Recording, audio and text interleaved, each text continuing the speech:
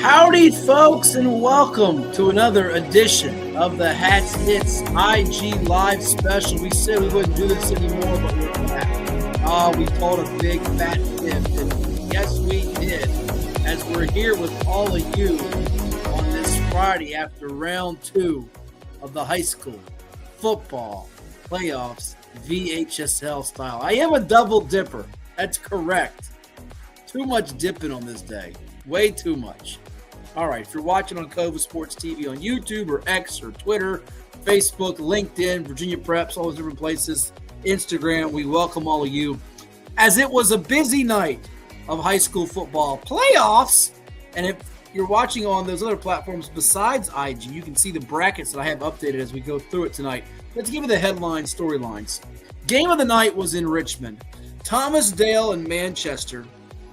If you haven't seen Zach's video from the Richmond Times-Dispatch, Zach Joaquin, it's unbelievable. You have to check it out. Thomas Dale has the lead most of the night. Manchester catches him to knot it up at 21-all, and Manchester has the ball around midfield, maybe a little bit further midfield, probably headed for overtime. They throw a pass towards the end zone, Hail Mary, and I hope I'm not butchering this young man's name.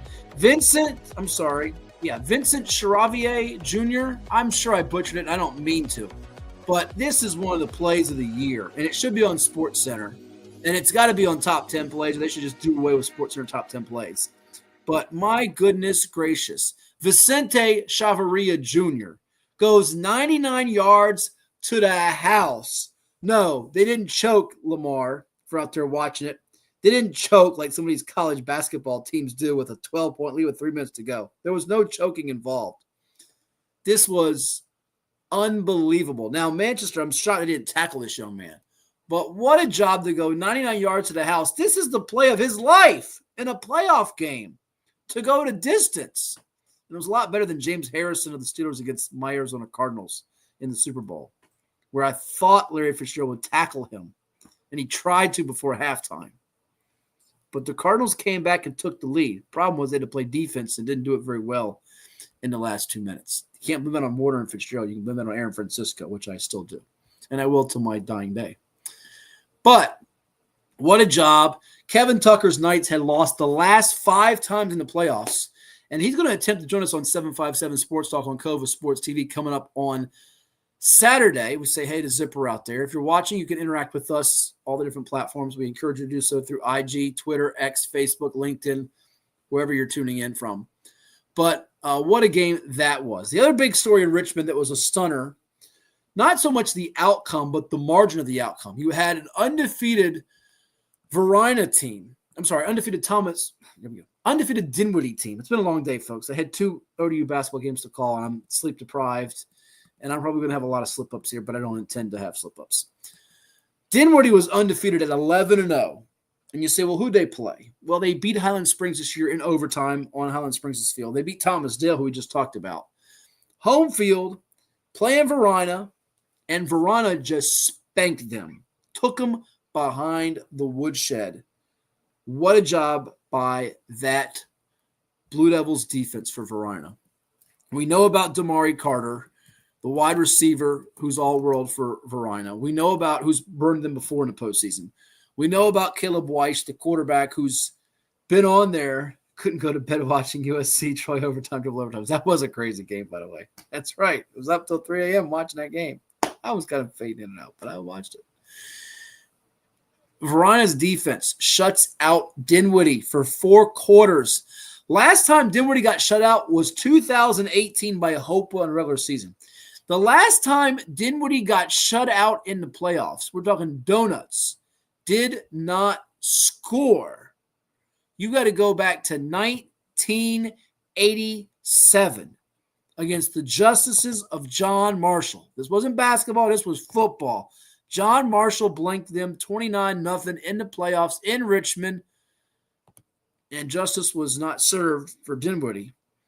But Verina, that defense, defense wins championships. This is going to be my motto of the night and my theme of the night, because I'm already getting asked about Stonebridge and Riverbend, which is coming up to be a colossal. I said when the playoffs started, I said late in the regular season as we get ready for the playoffs, the region championship game I'm most looking forward to out of all 16 possible region championships. all 24 region championships possible of the 6 classifications, 4 per region. So 6 times 4 is 24, not 16. Again, my math is sketchy as we pass midnight here on the East Coast into Saturday morning. But out of all 24 potential region championships, the one that I was most looking forward to was Stonebridge Riverbend. And I'll get to that in a minute. Stonebridge has an awesome defense. Riverbend has an electric offense. But this Varina defense, when you look at that region where they have the likes of Huguenot and Louisa coming up tomorrow, or I should say on Saturday, in a major showdown in the semis, this Varina defense has shown it's as elite as just about any out there. And line of scrimmage is where it starts with Jason Bull Richardson and into the linebacker core with Braylon Hood and those guys. And then they have defensive backs. They can rip it away from you. And they look like they're on a mission right now for losing in the state finals to Phoebus. They're on a different level right now. The score that surprised me the most on this night, besides the Varina Dinwiddie margin, which caught my eye, is going to Class 1. Alta Vista, we've had pretty much in our top 5 to top 10 all year long. There were 3 teams that began the postseason 4-6 that got to the region semis, that had an opportunity to make it 6-6 on the year and reach the region championship weekend on Thanksgiving weekend next week. And those teams were Hopewell, which came up just short against its rival Petersburg. The other 2 were Brentsville District and Buffalo Gap. Brentsville District did not get it done against Kettle Run. It was all Kettle Run, 35-12. But Buffalo Gap, who last year had a lead going into the fourth quarter against Alta Vista, they walloped the Colonels 52-29. Didn't see it coming. Now they'll see Riverheads coming up in the Region 1B finals because Riverheads sends Sussex Central packing. And I told some people last week when they said Sussex Central is going to win that region for sure, I said, not so fast. Alta Vista's in there. Well, now you got a 5 versus a 3. And you also have a 5 versus a 3 in Region 1C, where it's George Wythe advancing, beating Giles, who beat them just a couple weeks ago, to take on Grayson County. So real quickly, second round of the playoffs, we had a total of 48 games, 96 schools, and we had different outcomes in several games. We talked about this in the quarterfinal round. We had different outcomes in several games. Another one of the games we had a different outcome in was in Class 6 Region D, where you've got the Madison Warhawks avenging its loss to Centerville, beating the Wildcats 35-34 in overtime. But enough of the chit-chat. Let's just get down to the nitty-gritty, the nuts and bolts of things here. We've got some region finals set across the board. We do have some games on Saturday to decide who's going to play for region title games as well and various classifications. But let's get to them and some of the takeaways from this night, because I didn't do my 5 Twitter or X tweets on this particular night. But let's go to them, taking from the top, from 6 on down to 1 here as we give them to you on this edition of the program. You have Oscar Smith and Thomas Dale. Thomas Dale's on cloud 9. This is a nice story. You know, this isn't 2009 in the mud when Thomas Dale under the late great Vic Williams stunned Philip Sims and the Tigers. This is an Oscar Smith team coming off a 50 burger, a 50 spot of LC Bird, Dale's Chester rival. And I'm sorry.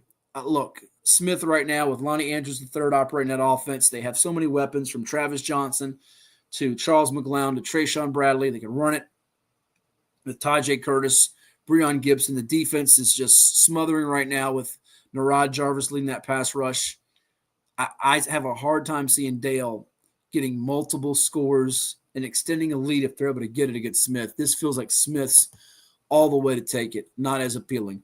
Region 6B, Colonial Forge goes for 2 late after a touchdown. They don't get it. They recover the onside kick with under 2 minutes to go and a back-and-forth type of high-scoring game, but Woodbridge holds them off. Woodbridge's offense against that Forge defense that was coming off a shutout, it showed it's for real. Now they see North Stafford. And if you recall, to get out of the screen for a second here to grab my touchpad, my handy touchpad, North Stafford and Woodbridge played earlier this year. And I bring that up because North Stafford lost 2 games pretty much at the buzzer by 1 to Forge, their Commonwealth District rival, and to Battlefield. They avenged the loss to Battlefield 21-6. Not a shock at all. Predicted it, saw it coming, thought they'd win. Didn't think it'd be by 15, but I thought they'd win by a score, maybe score and a half if we want to call it that. Woodbridge's only loss was to North Stafford. Now you go back to that game, 42-35. I don't think North Stafford wants to get in a high-scoring game with Woodbridge again because the way Caleb Tucker's throwing the football, they might not be as fortunate this go-round. North Stafford's defense has stepped it up a bit in the playoffs. I'm not sure this Woodbridge defense, which has given up 21 to Patriot, 34 to Colonial Forge, certainly maybe more equipped offenses right now or balanced offenses than what Independence and Battlefield pose. I don't know that Woodbridge's defense is going to be able to rise up to a certain level. So I give the edge to North Stafford.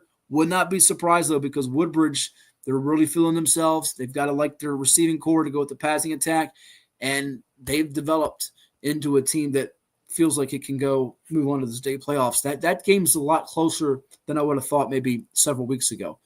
Occoquan Region 6C, you have West Springfield Lake Braddock. It's the rematch. Braddock blew the last meeting. They have to feel like they can get this one. Question is going to be, though, this West Springfield defense may be a little sneaky good here. They hold Fairfax down to 7. We know about Javon Austin.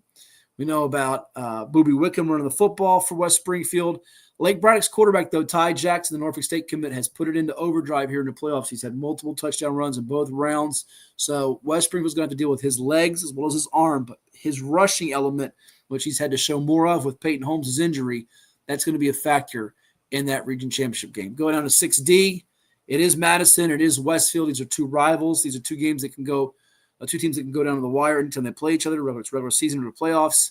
Centerville was a little bit young on defense, a little bit iffy there, and it showed and it bit them in the butt in this matchup. Madison just has that been-there-before mentality. Westfield's got to go beat them again. And while I think Westfield has maybe more pop explosiveness with Malachi Lee and Wesley Flamer at linebacker, this Madison team, they know how to operate and function in the playoffs, and Justin Counts is one heck of a coach. I don't put anything past him. This team did not look like a team that could go on to states, and here they are at 7-4, 8-4, looking like 500 most of the year. They played a challenging schedule. That's going to be a doozy of a game in Region 6D, and I believe it's a Saturday 1 o'clock kick. You also have a Saturday or a Friday 1 o'clock kick, to my knowledge, with Stonebridge and Riverbend, which we're going to get to in 5D. Let's get to 5A. Green Run beats Salem 28-7. Maybe not enough love for that Green Run defense, which was leaking a little bit earlier mid-season. Now they're starting to step it up here. And they're going to need to against this freshman quarterback for Indian River and Lord Malik Carew, who is now continuing to ascend into not just one of the best freshmen in the state, but one of the best quarterbacks, bar none in the state. The game with Cox was 7-3 at the break and in the late stages of the third quarter. And then if you blinked, it was 42-3.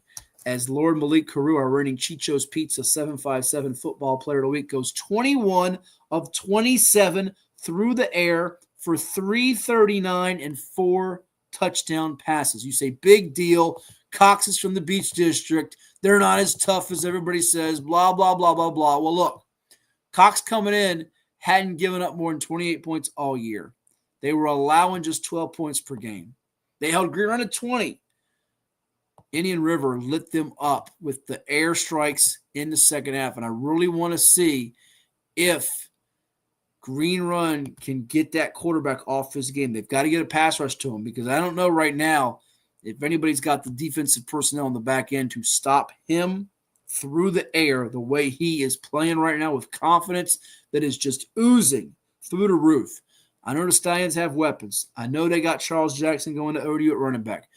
I know they have receivers like Xavier and Cleveland making the highlight reel grabs. I know all that. I get all that. The last 2 times these games have been down to the wire classics. I do not expect a blowout for either team. I think this one is hanging in the balance in the fourth quarter where it could go either way. Has the makings to be one of the tougher games to call in all of the region championships, whether it's Class 5, Class 6, 4, 3, you name it. There you have it. Interesting. Just got a note that we'll talk about that coming up in the Class 2 chit-chat or chatters, we'll say. Let's go back further down here to Class 5, Region B. It's Maury It's Kings Fork. It's Kings Fork hosting Maury. And if I know Doreen McCain and the Commodores, and I know Mike Privet, and I know that coaching staff like I think I do and I do, they're going to use this as fuel. They're going to feel like they've been disrespected. It's as if they were ranked. It's a seeding process. They should be hosting this game in Norfolk. They're two-time defending state champs. They have to go to Suffolk to play Kings Fork. Bulldogs, I'm a little bit concerned about the back end. I saw some of the highlights. Bethel hit him for a couple big pass plays, and I did not think Bethel would score 28. I know Bethel has a legit offense, and it's really come to life here down the stretch. But I say all that to say Damo Everett, we talked about Lord Malik Carew ascending. Damo Everett, another recent Chicho's Pizza 757 Football Player of the Week selection, throws for 227 and 4 touchdowns, 14 of 18. He finds Vonnie Wiggins, Tayshawn Branch, Elijah Moss, Damon McDaniel Jr. Can the Kings Fork secondary rise up? And if not make Maury one-dimensional, can they take something away? Can they, we talked about Green Run getting a pass rush on Malik Carew with their edge guys like Cam Johnson and the guys they have off the edge. Can Kings Fork with Joshua Pittman at linebacker, that front four, not to blitz as much, can they get pressure? Because if you're blitzing, Maury's going to dissect that, diagnose it, and they're going to hit some guys with the screens. You over pursue, they take that to the house real quickly. And I think Branch, he hasn't had that breakout game in the playoffs yet. He could be saving it. That's going to be a big deal. Now we know Kings Fork's offense is quietly humming along. They have receivers that can test the Maury defense too now with Zadarius Wynn and Anthony Henderson Jr. This is a game where Kings Fork's have to throw the football to win. I know they've been running it really well with Isaiah Gilliam and Preston Hall before he went down. Multiple back to the 100-plus yards. This is a game where they got to throw it to win because I don't think you're going to run it just to win. I know that the thought process is to shorten the game, methodical. I don't think that's going to be the way you get it done. Let's go to 5C where you have the 5. I didn't put it in the bracket. We apologize. Highland Springs, though, 37-7 over William Fleming, all over the Colonels. Antoine Buddy Richardson leading the way for the Springers there. PH Roanoke, the 1 seed, goes down to Hermitage. Hermitage gets them on the road. They go to Roanoke. Very impressive win. And tell you what, Cam Hairston Taylor is really, really good. But Avery Curtis for Hermitage really led the way. Now, Hermitage, special teams and injuries, from what I understand, did PHN, but Hermitage had 17 penalties for 165 yards. If they have that against Highland Springs, and they played a classic game here recently, that game was 31-28. Highland Springs won it over Hermitage back on October 24th. If they have those type of penalties, this game will not be close. Plain and simple. They got to clean that up here against the Springers. It'll be lights out, and Highland Springs moves on to the States. But if I had to look ahead and just project off the top of my head here initially, you get the chalk to, the favorites to move on, which doesn't always happen. You're looking at with the way they cross bracket now. Again, the way they cross brackets. Class 6, you're looking at a state semifinal potentially of Westfield or Madison. Maybe let's say Westfield hosting Oscar Smith. They have history of both those schools, by the way, especially Westfield. And 6B is going to host 6C. So you might have a North Stafford host a Lake Braddock. I'm not sure a ton of people saw North Stafford or Lake Braddock in the state championship in Class 6. And that looks like a really distinct possibility. If not those two, you're looking at Woodbridge or West Springfield, which is even more of a long shot start of the year. If you were doing your odds boards, it'd be like your teams in the NFL playoffs, like the Indianapolis Colts and Seattle Seahawks. Didn't have that back in August. Your Class 5, you're looking at potentially a deal where Green Run would host a Highland Springs in the state semis, and a Stonebridge would host a Maury. But Stonebridge has got their hands full. Their defense is great. This Riverbend offense, though, has not really been slowed down whatsoever. So it's the great irresistible force versus immovable object. The Stonebridge defense with 7 shutouts, 5 consecutive. I was gushing earlier about how great Veronica's defense is. I'm going to say this right now. I'm going to make people mad across the board, and I don't give a darn. I don't care. I know there's some great offenses out there, Riverbends and Maury's and Green Runs. And you go up to Class 6, Oscar Smith. The way Stonebridge's defense has been playing this year with all kinds of ballers, Langston Pridgeon, who gets offered by Georgia. Will Garlick's got the story up on Virginia Preps. Kedrick Golston's son, the linebacker, who was player of the year in the district, going to Tennessee. Chase Jeter and Zeke Wimbush. They've given up more than 7 points only once this year. That was to Quince Orchard of Maryland, one of the best teams around. I'm not sure there's an offense that's going to light them up. And when I say light them up, hit them for 3 touchdowns or more. I'm not sure that's out there. So it's just going to be a matter of, can your defense bottle them up and win a game that's 14-7 or 10-7 or 13-10 or 20-14? And that can happen. I'm not saying Stonebridge is invincible, but this defense, statistically speaking, and the teams they played, and they're not all great, but they've played some good teams on a schedule, like Madison, who's still alive, and Quince Orchard. It's going to stack up with some of the better defenses in the state here lately in the last several years. We're talking about like the Phoebus defenses, and this defense is playing at an elite level. So we're going to see if Riverbend's offense, which has just been shaking and baking all year long with Ian Shook at the controls and Camden Simmons as that dual threat, rushing and catching, we're going to see if they can do it against that type of defense. Really curious to see if it does take place. You go to Class 4. And you've got the winner of Hampton Phoebus set to play Lafayette. Lafayette with Joshua Simpson, Bay Rivers Player of the Year. Their defense has just been consistent and strong, and they just workmanlike. They go about their business. I know most people will give Hampton Phoebus the edge, and I totally understand that. I'm going to go back to what I keep saying. Defense wins. Defense wins this time of the year.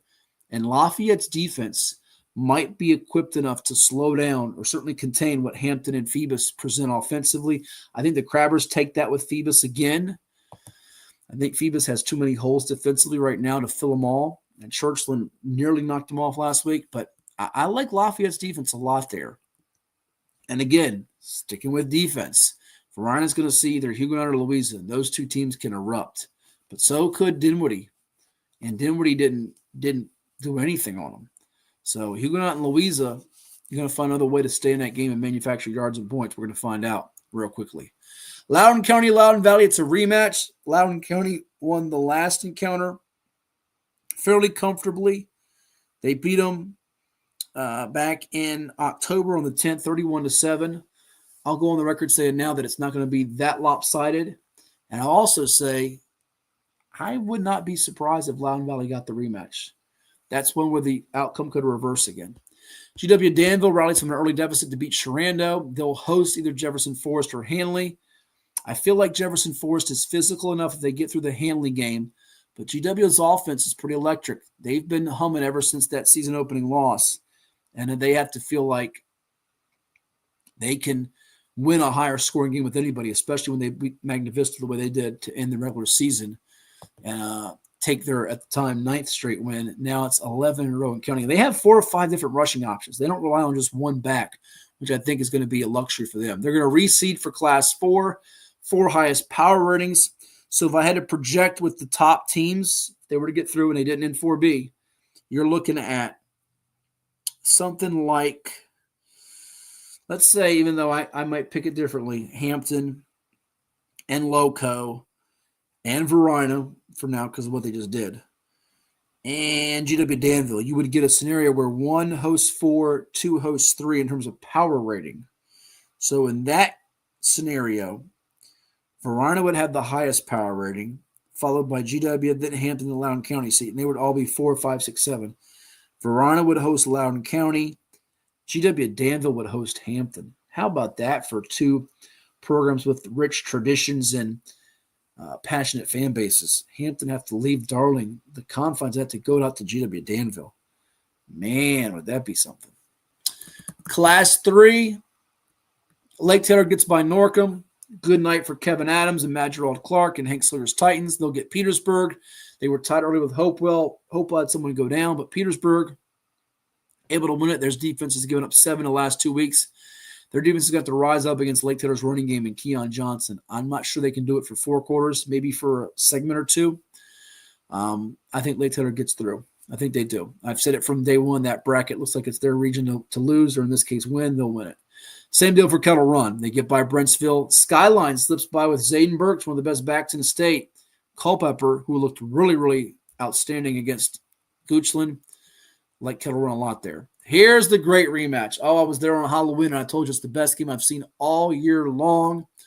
Heritage Lynchburg against Liberty Christian, the two-time defending state champs who came in as a number 6 seed, pretty much because they lost a game out of state to start the year, and they lost a game with 7 lead changes, 35-33 to the Pioneers back on Halloween night when it was spooky with tricks or treats. This one will have some tricks. It'll have some treats. For the fans there, it ought to be a great game. I give the edge to Heritage of Lynchburg still. I think even though they lost David Bradley at running back, Coach Brad Bradley, no relation, has said the most physical football team wins. And I think their physicality, it wears you down after 48 minutes. And I think they will do some different things defensively in terms of disguising coverages and blitzes. And I don't think LCA goes up and down the field on them. The last couple of games, they've had more of a struggle in terms of moving it and scoring. And Wilson Memorial and Broadway are some, fairly competent foes here. Let's be honest. They were good teams that won 9 games in the regular season out of 10. Heritage, another really good team, and I think they'll make corrections on defense, and they'll win this game a little bit different type of score. I think it'll be competitive throughout, but I give the Pioneers the edge here. They need Luke Gaither to go off again, do the Bulldogs to have a shot in that one. Magna Vista, my oh my, did they erupt. Didn't put Lord Botetourt through there, and I made the bad pick. I admit it, Jamie Harless. I knew you had a chance, but I didn't pick you guys against William Byrd, and I hope you use it as motivation against the Terriers, but you got them. 35-21, Botetourt absolutely got rocked late in the regular season against William Fleming. Ironic that Botetourt's still playing in the region championship and Fleming is not. But here they are against Magna Vista, chance to go back to the state playoffs. Been going there a few years ago. Joe Favero's Warriors, though. Simeon Moore sets a milestone at quarterback. Ethan Dukes at running back. They have put up 120 points in 2 playoff games. And Botetourt can do it. I'm not shocked if they do, but I just think it's going to be hard for that defense to slow down the big play breakaway ability that Magna Vista has with that quarterback and that running back. I think it's too much. Class 3 is going to cross bracket, or I should say, not really cross bracket. It's going to be 3A versus 3D, 3B versus 3C, highest power rating. So if we projected ahead what's going to happen, what we thought from day one, we're going to get Lake Taylor hosting Magna Vista. If I was to project or predict with your chalk, your number 1 seeds. I mean, the 1 seeds win, but if they did. And then you would get Heritage Lynchburg and Kettle Run, and Heritage Lynchburg would host them. And I've sort of thought for a long while it'd be a Heritage Lynchburg Magna Vista final, and I'm not jumping off that just yet. Class 2, Armstrong Poquoson. This is where I think home field advantage matters. Armstrong had a real struggle with TJ Richmond. I said for a week or two now I thought TJ would get the rematch. They didn't quite put up another good fight. Poquoson really rammed it down the throat of Southampton and Greensville. I don't know if they can do that and shorten the game with Armstrong. They're going to have to, because Armstrong's passing attack and their wide open, spread out ability can be a little much for the Bull Islanders, even as strong as they are on defense for all 48 minutes. This is an interesting contrast of styles. It is at Armstrong. I think that helps them out. And they got through the tough game for them, I felt, with TJ of Richmond. Poquoson won't be an easy game, a pushover game. But if Poquoson gets behind, can they throw their way back in the game? That's the real question mark that you wonder about. Yeah, they took out Southampton, Coach Barrett. They did. Class 2 Region B, it's Strasburg versus Stewart's Draft. Buckingham got knocked out as the 2 seed. Strasburg, I think, is on a mission to get back to the state semis. Remember, they lost in the state finals last year to Graham. And I think the Strasburg team has enough experience to get through and battle their way over a Stewart's Draft team that has had a solid year, but not a spectacular year. I think Strasburg has a little more firepower. Class 2 Region C. Now, Brody Doyot, his injury was the real concern for Glenver coming in. They've been our number 1 team all year long in Class 2. Heard from a man, Rodney Young, out there that he played, threw for 173 yards and 3 touchdowns, also rushed for a score against Radford, so he's back. Might have like a brace on his shoulder, but he's playing. And if he's playing, Glenver, I think, is going to get it done against Gretna, who could not get stops in a game that was like a basketball score with Floyd County 56-55. Is it hoop season? Almost is for those teams. Gretna, nice year, but I think Glenver, if they have Doyot 100% or close to full strength, they're going to take it. Now, I don't want to start things that I've heard on this particular night, but the news is very troubling and concerning coming out of Union as they head into Saturday. It's been widespread reported about their coach, Travis Turner, missing. I don't want to get into all the rumors that are being posted and thrown out there. They're horrifying in some respects from what I've heard. This does have to be a distraction in some way. Now, I know communities and coaches and teams can rally behind things and tragedies and different things in life that you put into sports. And I had Union winning this game with Graham for a while. They won their first matchup. But I will say there are some circumstances that make things much more difficult, that go beyond the game of football and matter with life. And we send our best to that community and those that are involved and affected. Graham is defending champ. Graham's going to come in with something to prove and a chip on their shoulder because they lost the last time. If I could change my pick, which I'm sure you'll hear Coach Young say he wants to change his Hampton Phoebus pick, I would change my pick right now. But I'm going to stick with my pick because that's the way you do things in this world. Just like if Hampton beats Phoebus 48-12, Ed will be screaming, no, I had Hampton. He turned in his pick. It's on Virginia Preps, and he had Phoebus. So only way we're changing the pick is if Graham wins, and it keeps me from going behind him. Right now I'm down 2 games going into the night. I haven't tallied up all those results from today. Lebanon and Ridgeview, both solid teams. I'm sorry, it feels like that's the consolation game. That's mean to say. It's very mean to say, and it's not meant as a disrespect to those kids, but the Union Graham winner is going to be the favorite to win 2D. And arguably, some will say the Union Graham winner is going to win the state championship. I'm not going to tell people that they're wrong if that's their feeling. There are some hurdles along the way, but you could convince me that is true. You could.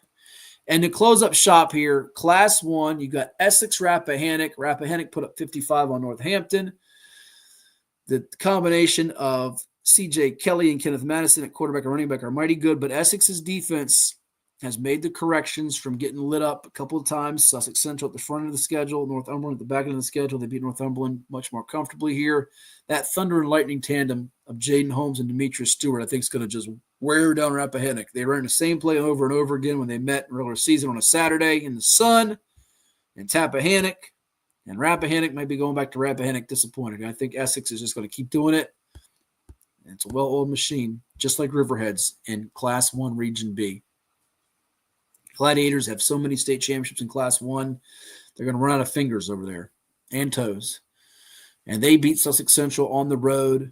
And that late season loss to Allegheny showed they were ready for prime time, for the step up in the playoffs. And Buffalo Gap is going to be so sky high from this win over Alta Vista.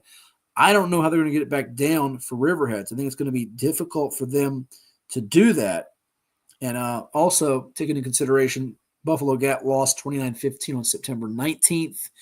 It's not a matter where they have a lot of success against them recently. Like I pointed out in our preview on Virginia Preps, Riverheads has beaten Sussex Central every time they met in the playoffs. So that was the reason why I picked them, and here they are advancing on. George Wythe and Grayson County, the other 5-3 matchup. Wythe can win this, but I give the nod to Grayson County. Having been there before, the experience of a state championship game appearance last year, I think is going to pay dividends for that group. Led by Mr. Goad at the triggerman spot for Grayson County. And Eastside gets the winner of Rye Cove Chilhowie. Eastside's been putting up points in bunches. I'm not sure enough people in the state are talking about Eastside as a possible Class 1 champ. You hear about Essex, you hear about Riverheads because they've been there and won them before.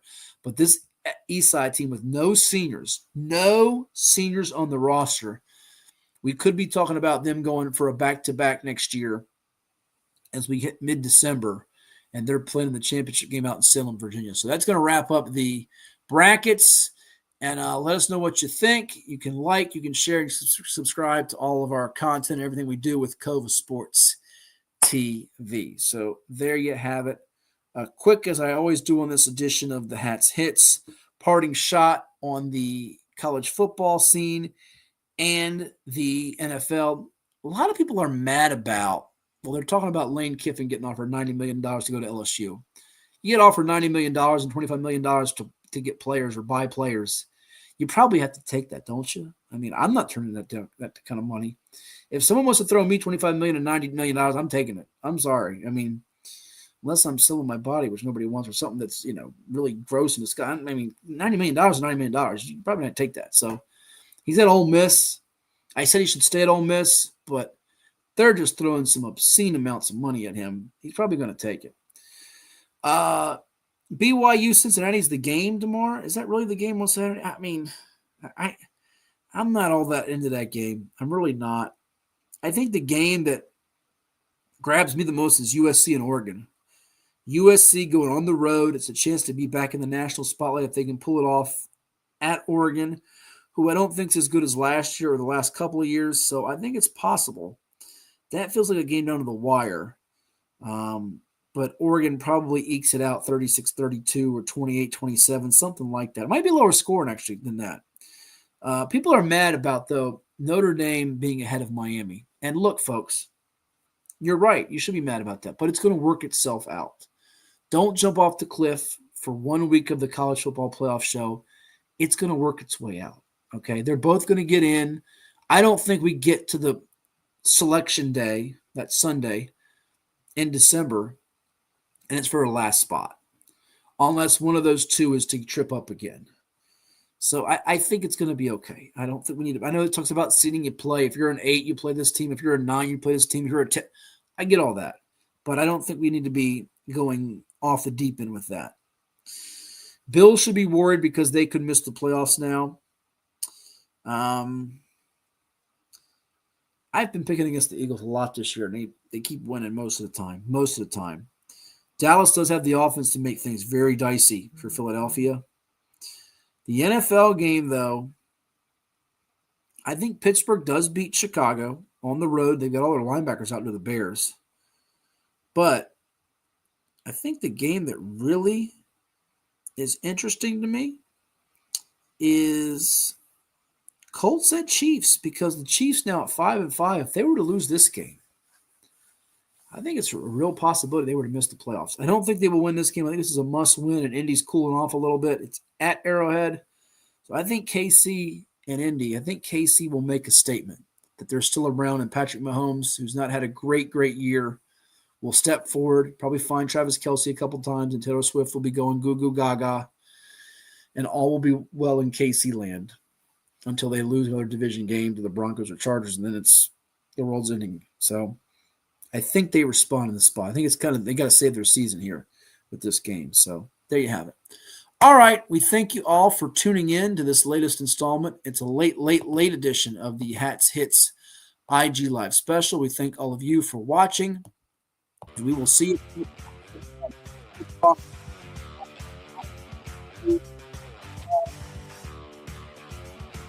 Noon. And I think that is the scenario. Oh, we want to do that. Oh, I missed some of these comments on the IG. Sorry about that, my man at Bird Athletics. Is the Glenver kid committed anywhere? Yes, he is. He is committed to Charlotte, but he's being recruited by UVA. So, Tony Elliott, among others, are trying to flip him.